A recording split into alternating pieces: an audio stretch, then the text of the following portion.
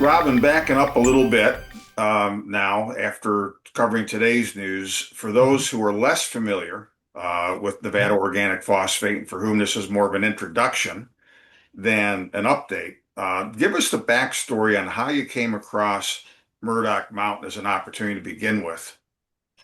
Okay, well, it's fairly simple.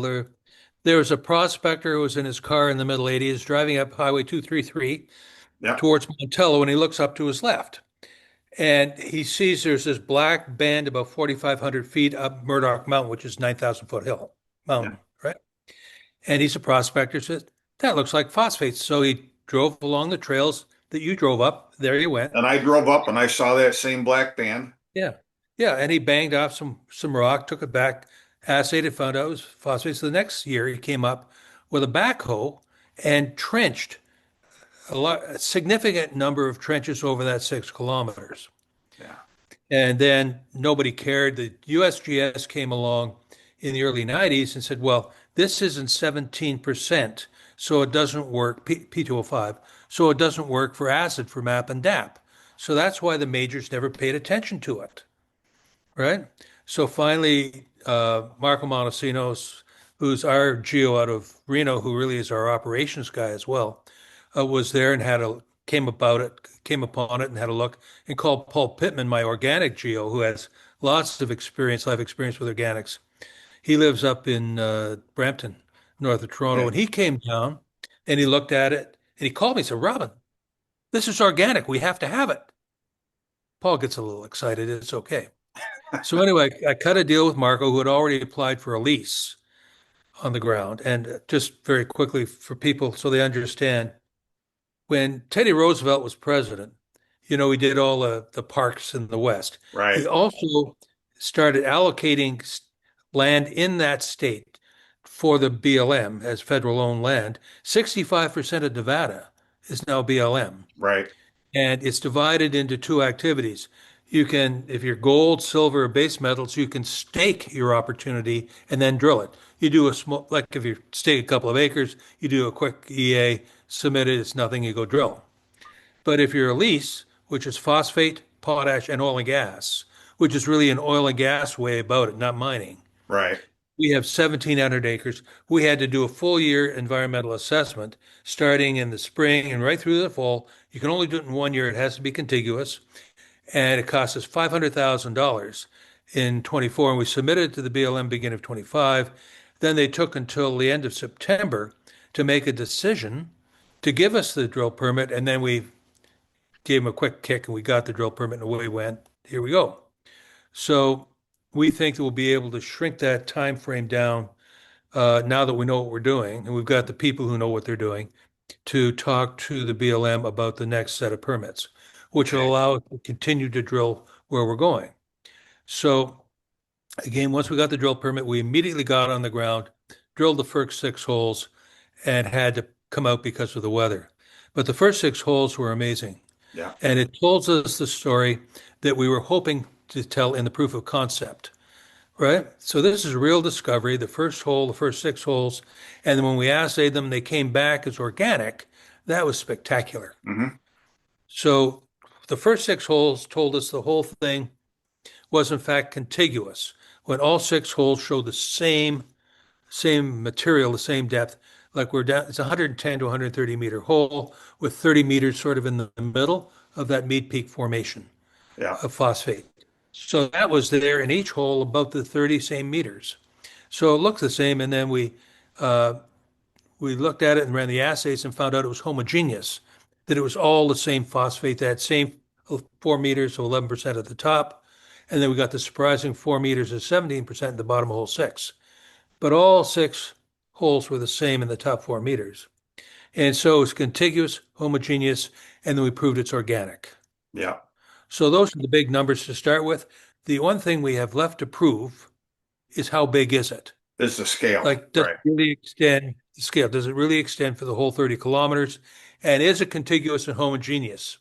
Now, Gary Smith, our QP, posits that because this is a sedimentary layer that was laid down from the ancient ocean that covered Right. 5 states, and then it evaporated and shrank and evaporated and shrank, And because we're up at 4,500 feet, when it evaporated over the ledge which runs around the mountain and laid down this formation, that it was the same 30 meters thick around the whole side of the mountain. And because this is the Leech Mountain Range, and and the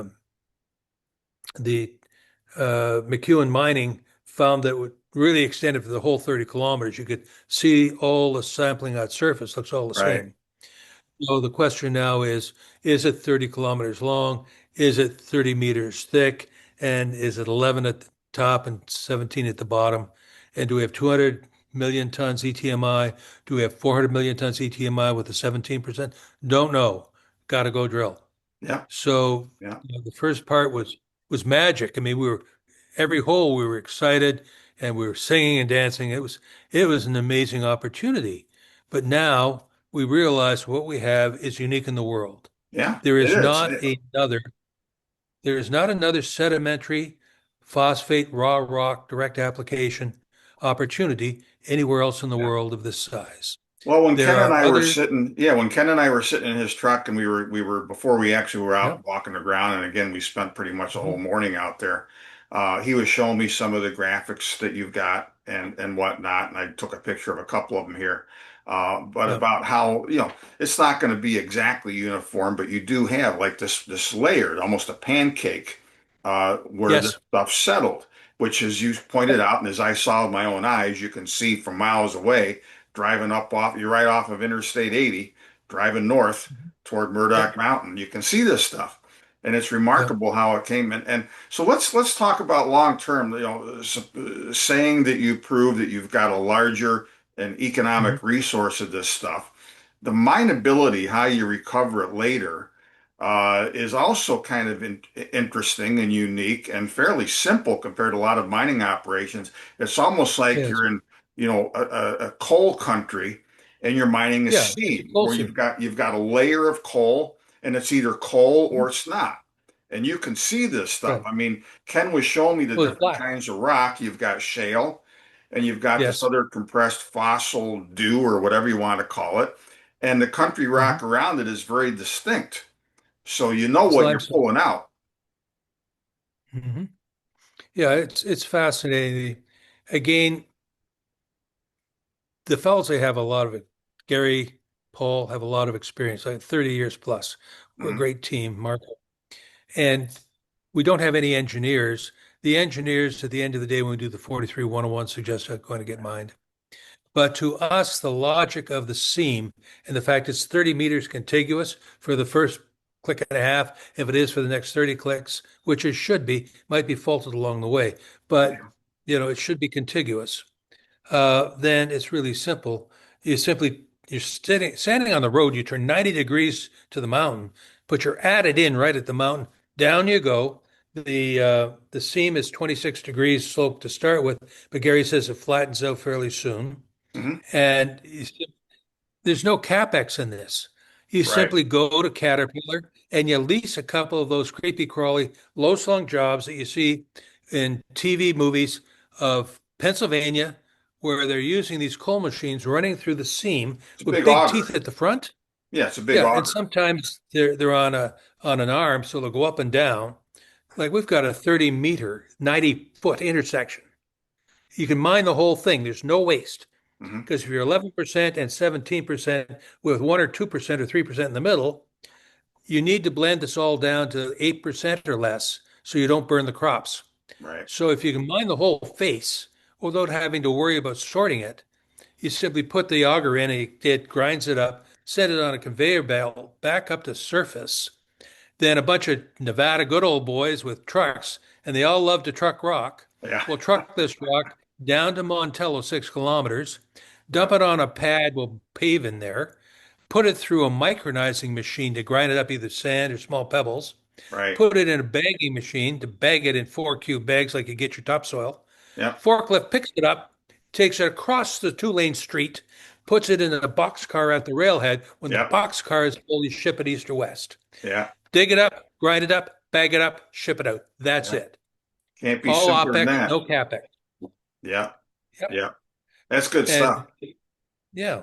So whoever ends up owning us will take those large commercial sized bags and put them through their own co-op or Mhm. their own trap line, whether it's Nutrien, Mosaic, Monsanto, Sure. BHP, Simplon.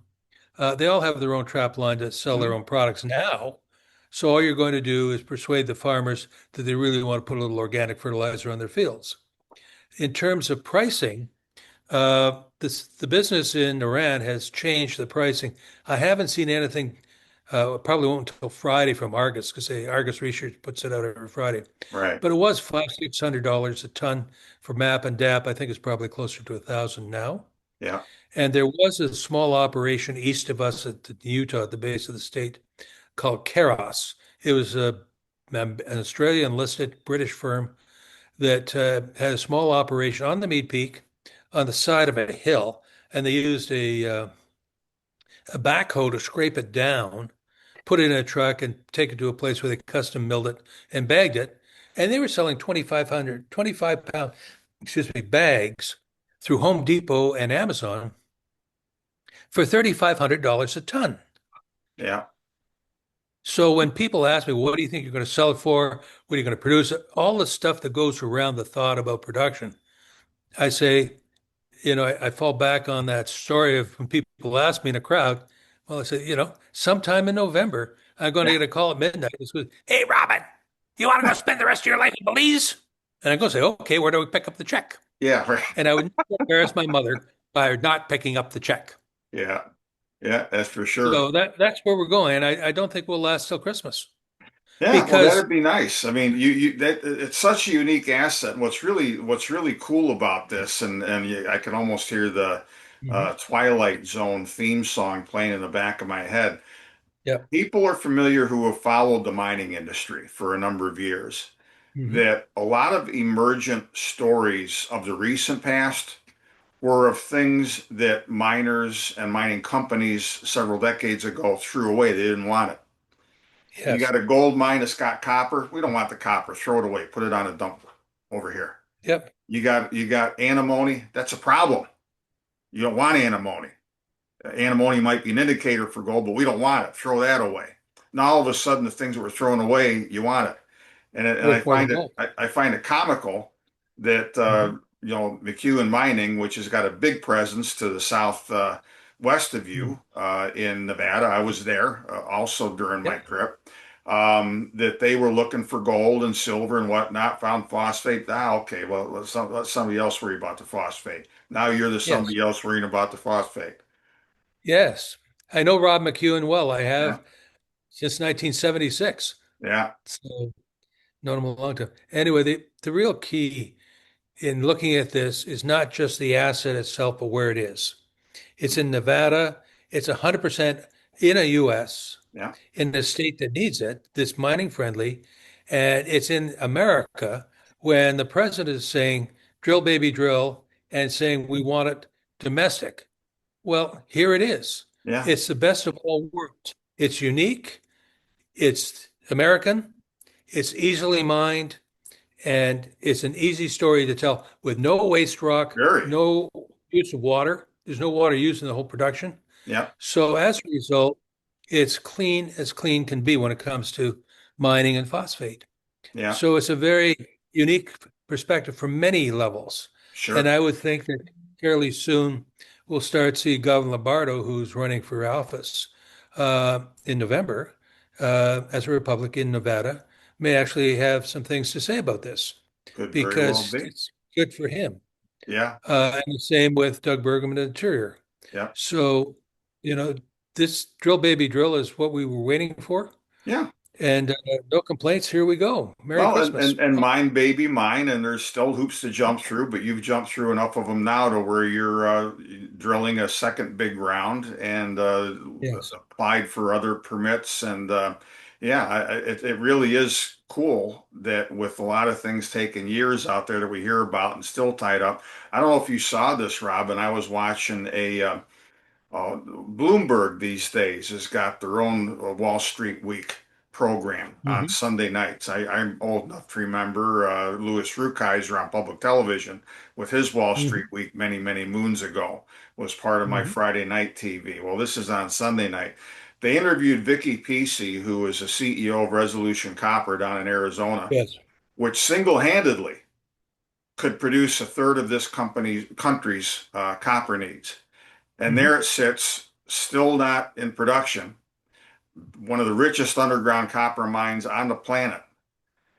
And what they said in that report was that it's 29 years is the average from discovery to exploitation for a hard rock mine in the U.S. That was a higher number than I had heard elsewhere before, but routinely it's over 20.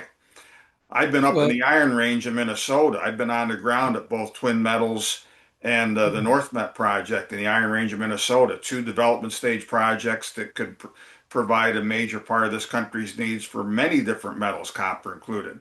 Yeah. And a quarter of a century ago, last summer, I was I standing acquired on this in North Met's ground. 2012. Yeah, I acquired this in 2012. And it wasn't until the Russian-Ukraine invasion and they got embargoed that the whole thing changed. I was able to raise money. And it right. still took me 3 years to get here to Yeah, proof of concept. right. So that's 15, 16 years. And Yeah. it'll be another couple of years before But we're yeah, but now you're at least at a point now already where you've accelerated and now you're doing the second yeah. round of drilling and by before 2026 is over, we're going to have Mhm. a bigger handle than what we have even right now on just what you're sitting on. And I'm excited as hell for you and the Thank you. opportunity for everybody, all of us that are shareholders. It's just a cool story. Well, it is. I mean, you've got John Kaiser, and we're in his bottom fish at 2.5 cents. And last in January at the Mineral Investment Forum, he called for $1.99 on the stock this year. So, it's 17 cents US, 22 cents Canadian today. Yeah. Uh, that is Well, he beat me Burns at two and a breakfast half poetry. cents. Now's the day, now's the hour. He beat me at 2.5 cents, but we're in something like 7 or 8, whatever it is, Canadian. So that's still pretty nice already. And Yeah, it's again, a buck and a folks, quarter US. if these guys are sitting on what it Mhm. looks like they're sitting on, and more of the drilling is going to prove this, we all hope, fingers crossed, and Mhm. and so forth.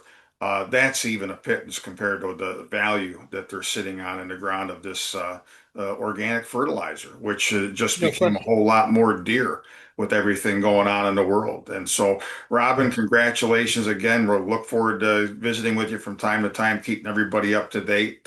Including when you start putting out some added assay results not too far down the road. Yeah, within the next 4 weeks, I would expect. Yeah, good stuff. Very Folks, exciting time. Thank you. yeah, here again on the screen is information how to get in touch with Nevada Organic Phosphate. Visit their website, follow them. Make sure you keep up with us as well because we'll be putting out updates regularly and having again Robin back from time to time as news comes out. Great story, and Robin, look forward to the ride with you. Thank you, Chris. Take care.